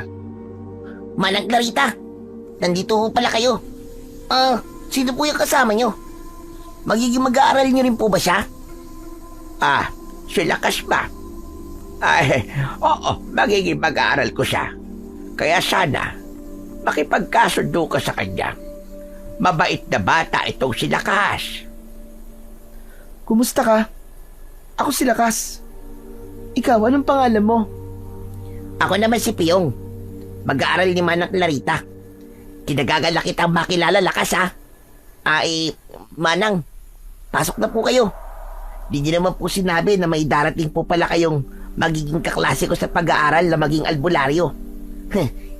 Di ko pa naman dinamihan ang niluto kong kanin. Naku, ayos lang yun, Pyong. Kahit kayo na lang ni Manang ang kumain. Kasi naman, bago ako umalis sa amin kumain naman ako. Naku, sandali lang, ha?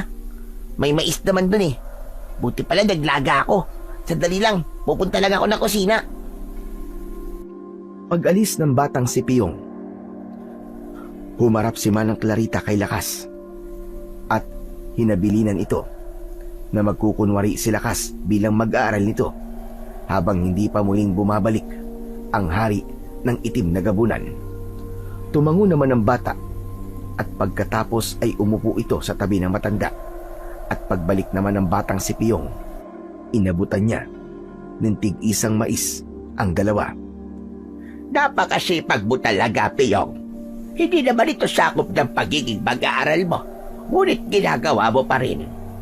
Sa ipinapakita mo sa akin, ay talagang karapat-dapat ka na maging isang albularyo balang araw. Oo nga pala. Maiwan ko muna kayong dalawa, ha? May pupuntahan lamang ako. Teka lang po, hindi po ba muna kayo kakain? Mamaya na lang pagbalik ko. Magkasundo kayo ni Lakas, ha? Mabait na bata itong si Lakas. Kaya alam kong magkakasundo talaga kayo. Bukas ko na lamang kayo uumpisahan turuan. Babalik rin ako kagad. Kaya kayo na muna ang bahala rito, hane? Mag-iingat po kayo, Manang Clarita. Tumango na lamang ang matanda at lumabas na ng bahay habang ang dalawang bata naman ay naiwan sa bahay. Ninitian naman ni Piyong si Lakas, kaya ganun din ang ginawa ng batang si Lakas. Masarap ba ang mais? Ayos naman. Matamis. Mabuti naman kung ganun. Ay, oo nga pala. Tagasang ka ba? Parang ngayon lang kita nakita. malayo kasi yung bahay namin eh. Malapit kami doon sa may kakawyan. Ah, ganun ba? Ilang taong ka na ba? Ako 13 years old na ako. Malapit lang ang tirahan namin dito. Pero dahil pinili ko maging mag-aaral ni Manong Clarita, dito na ako namamalagi. Ayaw rin kasi niya na palagi ako umuuwi kasi delikado raw sa panahon ngayon. Ganun ba? Mabilis na nag-isip ang batang si Lakas. Dahil kung sasabihin niya na 1 taong gulang pa lamang siya, ay siguradong magtataka ang kanyang kaharap. Kaya napag-isip-isip niya na sabihin na lamang na magkasing edad lamang sila upang hindi matuklasan ng batang si Piyong na siya ang hinahanap ng mga halimaw. Mabilis naman silang nagkasundo dahil pareho sila ng hilig tulad ng pagtatanim. Ayos no? Tayo pala yung tipo ng mga lalaki na mahilig sa mga halaman. Oo nga grabe. Ngayon lang din ako nakakita ng tulad ko. Kadalasan kasi, nilalayuan ako Kasi parang hindi daw ako lalaki. Dahil ang hilig ko daw magtanim. Di ba wala namang problema doon? Oo nga, pero ayos lang yan. Ako nga walang kaibigan. Madalas, sardin lang ako ng mamang ko. Mamang? Nanay mo ba? Naku hindi, si mamang ang lola ko. Papang naman ang lolo ko. Hindi naman kasi sila ganun katanda kaya ang pangit naman kung tatawagin ko silang lolo at lola. Bakit? Ilang taon na ba ang lolo at lola mo? Si lola ba? Nasa siguro mga 54 o 55. Si lolo naman siguro mga 56 o kaya 57. Ang nanay ko naman, mga nasa 20 years old. Teka, bata pa ang nanay mo Uy, imposible naman kasi magkasing edad tayo. Doon ay nag-alala na ang batang si Lakas na baka malaman ng kaharap niya ang totoo. Kaya naman, agad niyang iniba ang sinabi niya na 36 years old na ang kanyang nanay at nakalimutan lang niya ang tunay na edad nito. Naniwala naman ang bata dahil sinabi niya na walang dahilan para hindi maniwala. Nagkayayaan naman silang lumabas ng bahay at maglakad-lakad. Kaya naman, pumayag na lamang ang batang si Lakas. Matapos nun, ay nagtungo sila sa isang malaking hardin na puno ng mga bulaklak. Ito ang paborito ko sa lahat, Lakas. Gumamela. Napakaganda niya kasi. Ikaw ba? Ano bang paborito mong bulaklak? Ako? Ang paborito kong bulaklak ay sampagita. Uy, kakaiba yun Ano namang nagustuhan mo sa sampagita? Mabango kasi at maputi. Kapag daamoy ko ang halimuyak ng sampagita, napapakalma niya ako at pakiramdam ko nasa ligtas akong lugar palagi. Grabe, napakakaiba mo talaga. Pero payag ka na ba na maging magkaibigan tayong dalawa? Sigurado ka ba, Pyong? Naku, masaya ako natanggapin yan. Kasi kahit kailan, wala pa talaga akong naging kaibigan, maniwala ka. Pero ngayon meron na. O ano, tara na. Baka dumating na si Manang Clarita. Wala pa tayo sa bahay. Mag-aalala yun. Inakbayan ng batang si Piyong si Lakas. Masaya naman ito dahil sa tagal ng panahon ngayon lang siya nagkaroon ng kaibigan. Inisip niya rin na bago siya tuluyang kunin ng mga halimaw, nararanasan niya na ang mga bagay na hindi pa niya nararanasan noon. Kaya pag uwi nila, sabay silang nagluto at dinagdagan ang sinaing dahil napansin nilang papadilim na, ngunit wala pa rin ang matanda. Kaya naghain na sila at tinakpan na lamang habang naghihintay sa matandang albularya. Matapos lamang ang ilan sandali ay dumating na rin ito. May bitbit itong isang supot na naglalaman ng mga nilagang itlog. Mano po, Manang Clarita. Pagpalain ka, iho. Ay, nako. Nakakapagod na maghapon. Buti na lamang pinakain nila ako kanina. Tapos, pinagbaon pa ako ng nilagang itlog. Ito na lamang muna ang ating pagsaluhan sa gabing ito. Naku, masarap po yan. Nilagang itlog. Sakto. May kamatis pa po sa kusina. Sige, sandali lang po Maghihiwa lang po muna ako. Samahan na kita, Piyong. O sige, ikaw ang bahala, Lakas. O siya, sige. Uupo na lang muna ako dito. Mag-iingat kayo sa kutsilyo, ha? Palagi pa naman matalim yan. Hindi na nila sinagot ang sinabi ng matanda. Tumango na lamang sila at sabay na pumasok ng kusina. Pagdating doon, ay kinuha ni Piyong ang mga kamatis. Pagkatapos ay hinugasan ito. Kumuha siya ng isang mangkok at hihiwain na sana. Ngunit nagpresinta ang batang si Lakas na siya na lamang ang maghihiwa ng mga kamatis. Dahil ayon sa kanya ay wala naman siyang ginagawa at nahihiya ito. At ayaw niya na wala siyang gagawin habang ang kasama niya naman ay pinagsisilbihan siya. Wala namang sinabi si Piyong at inabot na lamang sa batang si Lakas ang kanyang hawak na matalim na kutsilyo at mangkok. Kinuha yun ni Lakas at inuumpisahan ng hiwain sa maliliit ang kamatis. Ngunit hindi niya sinasadyang nasugatan ang kanyang sarili dahil doon lumabas ang kanyang kulay abong dugo. Nakita yun ni Piyong at nanlaki ang matang tumingin kay Lakas. Hala, ano yan? Bakit kulay abon dugo mo? Teka lang, Piyong. Huwag kang matakot. Ano wag matakot? Sagutin mo ako. Bakit ganyan ang dugo mo? Tao ka ba? Mas lalong nanlaki ang mga mata ng batang si Piyong nang makita niyang naghilom kagad ang sugat ng kanyang kaharap. Dahil doon, napaupo ito sa sahig at disgrasyang naihulog ang mangkok. Narinig naman ni Manang Clarita ang ingay na yon at dali-dali siyang sumunod sa kusina. Anong ingay yon? Anong nangyayari sa inyo?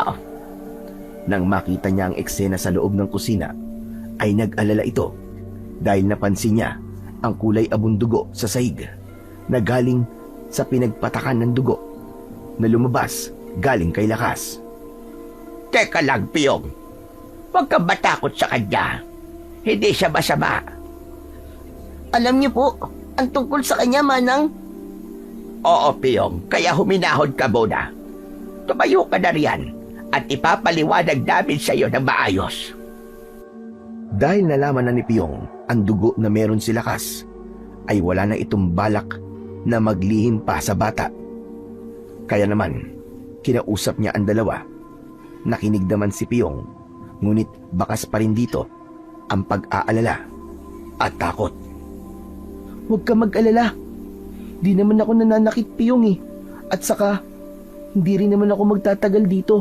Baka bukas o kaya sa mga susunod na araw, lilisanin ko na rin ang baryo. Kaya ba, palaging dumarating yung mga halimaw? Dahil ikaw talaga ang sadya nila? Tama ka. Saga at sadya ng mga itim na gabunan, Piyong. Kaya nagdesisyon si Lakas na kaysa marami masaktan, mas gugustuhin na lamang niyang magsakripisyo. Alam niya na hindi siya mapapatawad ng mga tao kapag nalaman nilang si Lakas talaga ang kailangan ng mga halimaw. Kung ako ang tatanungin, hindi bukal sa loob kong gagawin ko. Pero para na rin sa ikatatahimik ng lahat ay gagawin ko yon. Mahal ko ang baryo kung saan ako isinilang. Kahit na halos isuka kami ng mga tao. Kung ganun, pagpasensyahan mo na ako, Lakas, sa mga nangyari Hindi ko lang talaga inaasahan yun At saka, ang pagiging kakaiba ng dugo mo. Ngayon lamang kasi ako nakakita ng ganun Napakakaiba talaga. Alam ko naman yun, Piyong. Kahit sino naman ay matatakot pag nakita nila ang kulay ng dugo ko. Baka nga akalain nilang halimaw ako kapag nakita nila ang dugo ko. Buti na lang talaga nandyan si Manang Clarita at napakalma ka niya. Dahil kargo kita, Lakas. Kung sakaling may mangyari sa'yo, pinili mo sumama sa akin. Kaya responsibilidad ko ang ingatan ka. Huwag ka mag-alala, Lakas. Dahil kaibigan mo na ako ngayon. Ligtas ang sikreto mo sa akin. Salamat, Piyong, ah. Ang sarap sa pakiramdam na may katulad pala talaga nila nanay at tatay na tatanggap sa akin. Akala ko nun, kapag nalaman nila na anak ako ng isang puting gabunan, ay kakatakutan nila ako. Pero mali ako. Dahil pinatunayan mo na may mga tao pala talagang mabubuti ang puso. Kaya hindi talaga magiging sayang ang pagsasakripisyo ko, Piyong. Dahil nadagdagan na ang dahilan ko para gawin to. Kanina takot ako. Pero ngayon, pinaiiyak mo ako. Huwag mo naman gawin sa akin to, Lakas, oh. Kakagatin kita riyan eh. Grabe ka naman. Ang kulit mo talaga, Piyong. Alam nyo, masaya ako manang Clarita at ipinakilala niyo po ako kay Piyong. Hindi po naging malungkot ang pamumuhay ko. Nagkaroon ako ng pamilyang napakabuti. At kahit maikling oras lang nagkaroon ako ng kaibigan. Ay nako, tama na nga ang drama yung dalawa. Ang lamig na ng kanin, kumain na lamang tayo. Pero bago yon, magdasal na muna tayo. Sige po. Ako na pong bahala sa pagdarasal. Pikit mata na po. Mabilis naman silang natapos kumain at magkasama silang pumasok sa kusina at nilinisan ang mga kagamitan. Masaya silang ginagawa yon habang sa kabilang dako naman, nagngingit-ngit sa galit ang hari ng itim na gabunan na si Haduro. Dahil dinalaw na naman siya ng kanyang panaginip. Walang hiya ang matandang yon! Nagawa niya pa akong lokohin! Hindi niya alam ang kaya kong gawin! Babalik tayo ngayon sa baryong yon at papatay tayo ng mga tao para mapilitan ng mga tao na ilabas ang anak nilang tayong! Inutusan niya ang iba niyang mga kalay upang magbaybay at pumatay ng mga tao. Mabilis yun na nakarating sa pamilya ni Lakas, kaya nag-alala sila at mabilis na tinahak ang daan. Nagmamadali sila sa takot dahil ayaw nila na mawala si Lakas sa kanila. Nay, gusto ko po mabawi si Lakas. Pakiusap po sa inyo. Tulungan niyo ako. Mahal na mahal ko po ang anak ko. Kukunin natin ang apo ko. Dadaan muna sila sa ibabaw ng bangkay namin ng nanay mo bago nila makuha si Lakas. Abay, sa bangkay mo lang. Huwag mo naman akong isali. Tama na nga yan, Nay. Magmadali na po tayo. Habang ang galit na hari naman ay tinatawag ang matanda. Lumabas naman ito at hindi napigilang sumunod ng dalawang bata. Kaya naman, nang makita yon ng hari ng mga gabunan na si Haduro, nagbigay siya ng bagong utos. Yun ay ang kunin ang lahat ng batang may itsurang 1 taong gulang pataas. Lumabas naman ang lahat ng mga tao upang magmakaawa. Ngunit sinabi ng hari ng itim na gabunan na kung gusto nila na patawarin sila, ay ilabas na nila ang kanyang hinahanap. At dahil sa takot ng mga tao, ay lumuhod ang lahat ng mga ito. Habang ang lahi naman ng hari ng mga itim na gabunan na si Haduro ay may bitbit na mga bata. Kung ibinigay niyo na lamang sana ang matagal ko nang hinihingi sa inyo, ay di na tayo aabot sa ganito! Halos lahat ng mga tao ay hindi napigilang humagulgol. At ang iba pa sa kanila ay binugbog ng mga halimaw dahil sa pinipilit nilang protektahan ng kanilang mga anak hanggang sa dumating ang pamilya ni Lakas, kung saan nasasaksihan nila ang gulo ng buong baryo. Nay, kailangan natin mahanap kagad si Lakas. Bawiin natin siya kay Manang Clarita. Maghiwalay tayo. Kayo ng nanay mo, magpunta kay sa harap. Ako naman ay iikot para mapadali tayo.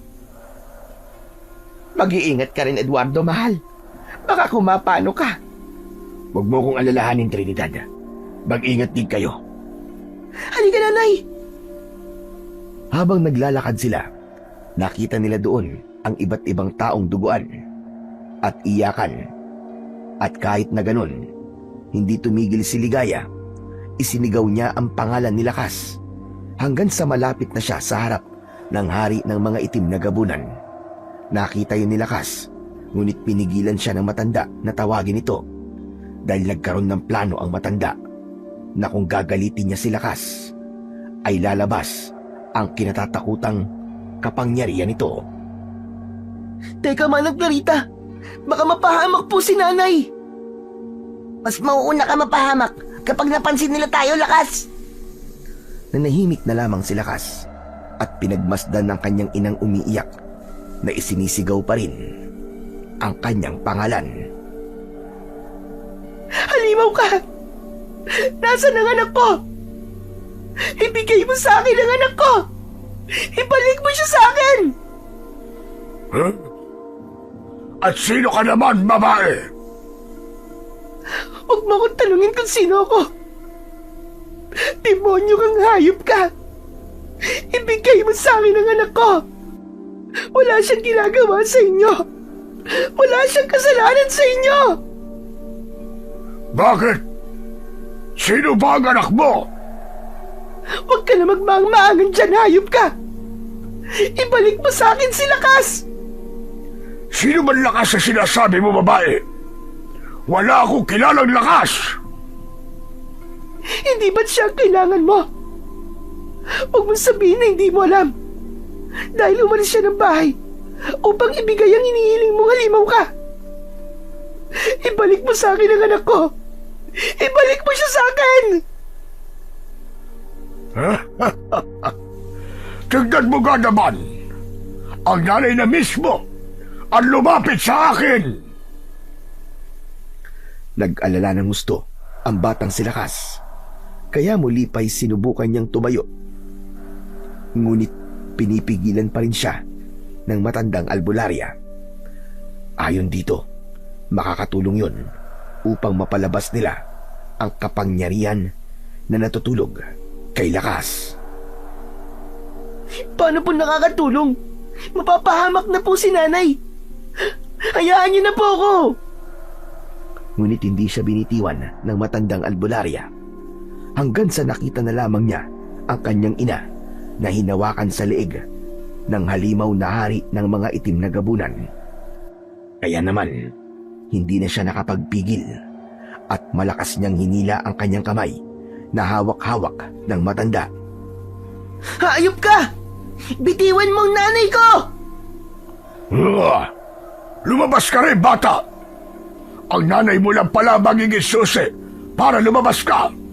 Kaso, masyado ko nainip sa'yo. Kaya naman, di ba gusto mo ang nanay mo? O heto, saluhin mo! Inihagis ng halimaw ang katawan ng kanyang ina na nawalan ng malay dahil sa pagkakasakal dito. Nang makita naman yun ni Lakas at napansin niyang may dugo ito sa bibig, ay namuo ang galit sa kanyang loob. Nag-umpisan lumakas ang hangin. Kumidlat ng paunti-unti hanggang sa muling pagtingin ng batang si Lakas sa halimaw na kanyang kaharap. Nag-umpisang nawala ang itim ng isang mata at tumubo sa kanyang kabilang gilid ang isang puting sungay. Nakasentro yon kung saan nawala ang itim sa mata nito. Nag-umpisa ring pumuti ang buhok ng batang si Lakas, habang sa kanyang tigkabila ang kamay ay nag-umpisang tumulis ang kanyang mga kuko. Pagbabayaran mo ang ginawa mo pananakit sa nanay ko! Hindi ko ito palalampasin!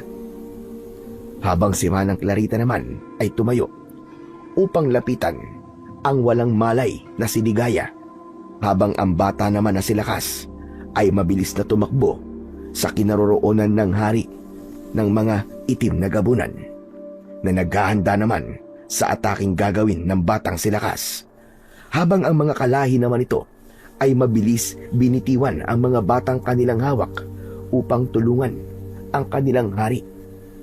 Ngunit bawat daanan ni Lakas na itim na gabunan ay hindi napapansin ang galaw na ginagawa nito dahil sa kanyang matutulis na kuko. Hindi lamang niya Nagilitan ang mga ito sa leeg. Dahil lahat ng kanyang nadadaanan ay bigla na lamang nawawalan ng ulo. Nakikita na lamang nila na gumugulong ang mga ulo sa lupa. Kumikilos si Lakas na parabang mabilis pa sa kidlat hanggang sa naubos na niya ang mga kasama ng hari. Hindi! Hindi maaari ito! Paano mo nagawa bagay nito? Hindi ako pwede matalo ng isang batang katulad mo! Hindi ka naman purong pusi na gabunan! Ngunit, bakit ganyan ka na lamang kalakas? Hindi sumagot si Lakas sa tanong na yon ni Haring Haduro. Sa halip ay naglakad lamang ito papalapit sa umaatras na hari ng mga itim na gabunan. Matapos pa ang isang saglit, ay nagbago na rin ang anyo ng hari ng itim na gabunan at nagkaroon ito ng matutulis na kuko at pangil, habang ang mga mata naman nito ay naging purong itim. Hindi ko hahayaan na matatapos dito lahat ng mga pinaghirapan ko. Dahil uubusin ko kayong lahat.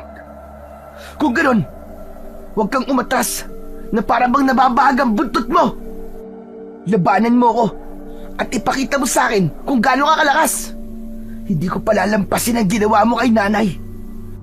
Papatayin kitang hayop ka, demonyo ka! Mabilis na muling tumakbo ang batang si Lakas upang umatake sa halimaw sa kanyang harapan. Sabay ng bawat atake niya ang pagkidlat sa langit.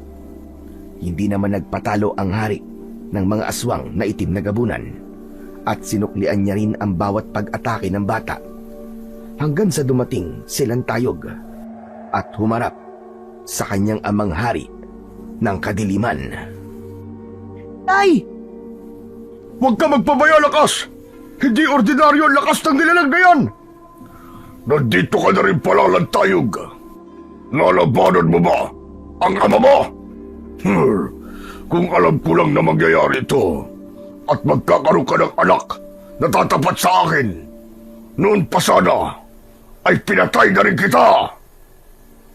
Hindi ko rin ginusto na magkaroon ng amang halimaw na katulad mo, Aduro!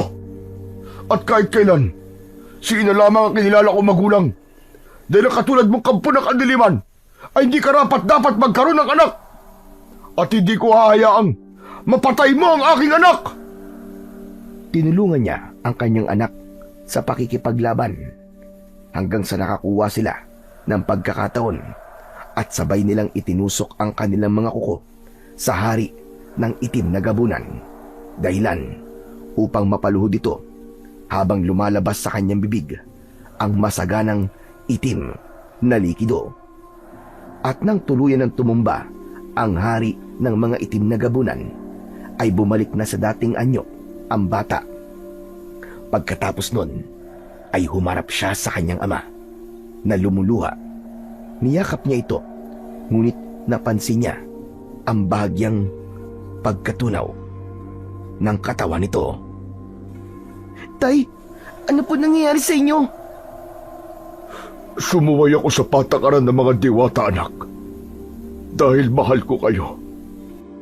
Mahal na mahal ko kayo. Tag iyong inaanak. Kahit sa ganitong paraan man lang, mapatunayan ko sa inyo kung gaano ko kayo kamahal. Patawarin mo sana ako, Ligaya.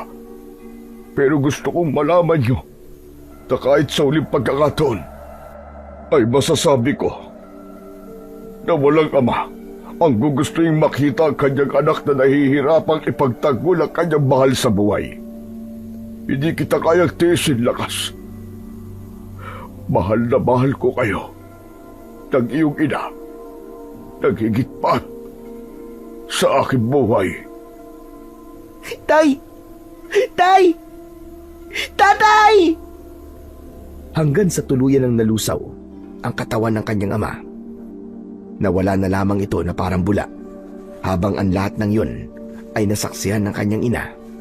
Naiyak ito nang makita niya ang kanyang anak na nakatingin pa rin sa kawalan, habang ang mga luha ay dahan-dahan lumalabas sa kanyang mga mata.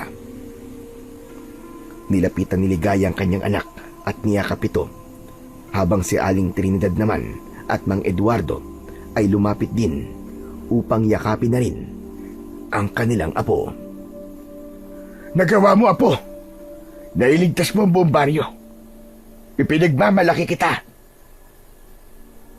Mali po, Papang. Dahil kung wala po si tatay, ay hindi ko mapapadali ang laban. Sumuway po siya sa patakaran at pinili niyang protektahan ako. Nay, mahal na mahal po pala talaga tayo ni tatay. Oo nga, anak. Patawad kung sa huli ko lang napagtanto ang mga pagkakamali ko. Patawarin sana ako ng tatay mo. Hindi po nagalit si tatay nang dahil lang sa kinamuhian mo siya, Nay. Mahal na mahal niya tayo. Hindi niya tayo kayang tiisin. At dahil doon, ibinuwis po niya ang buhay niya. Mapadama lang po sa atin ang kanyang pagmamahal. Si Manang Clarita ay lumapit na din. Kasama niya si Piyong na isinisigaw ang pangalan ni Lakas. Kasama nun ang pagsabay ng mga tao sa baryo na isinisigaw rin ang pangalan ng bata. Natapos ang lahat ng yon, namuhay ng payapa ang pamilya ni Lakas. Hindi na rin sila isinusukan ng mga tao. Bagkus ay hinangaan pa sila at ipinagmamalaki dahil sa pagkakaroon nila ng isang lakas. Lakas na kailanman ay hindi nagpatalo sa kasamaan. Makikita natin na anuman ang mangyari, ang mga magulang ay hinding-hindi matitiis ang mga anak. Mas pipiliin nila ang tama kahit kapalit pa nito ay ang kapakanan nila o sarili nilang buhay. Sa kwentong inyong napakinggan, masasabing tunay nga ang pagmamahal ng magulang sa anak ay walang hangganan. Pagmamahal na handang magsakripisyo, magtanggol at gawin ang lahat alang-alang sa kapakanan at kaligtasan ng minamahal nilang supling. At tulad ng pagmamahal na ito, paalala ng Biblia na ang habag at pag-aaruga ng Diyos ay higit pa sa anumang pag-ibig ng magulang, sapagkat siya ang unang nagpakita sa atin kung paano magmahal ng tapat at wagas. Ang sabi nga sa awit 103 verse 13, kung paanong naaawa ang ama sa kanyang mga anak, gayon naaawa ang Panginoon sa may takot sa Kanya. Hanggang dito na lamang po ang kwento. Sana po ay nagustuhan nyo at may napulot po kayong aral. Maraming salamat po sa inyong lahat.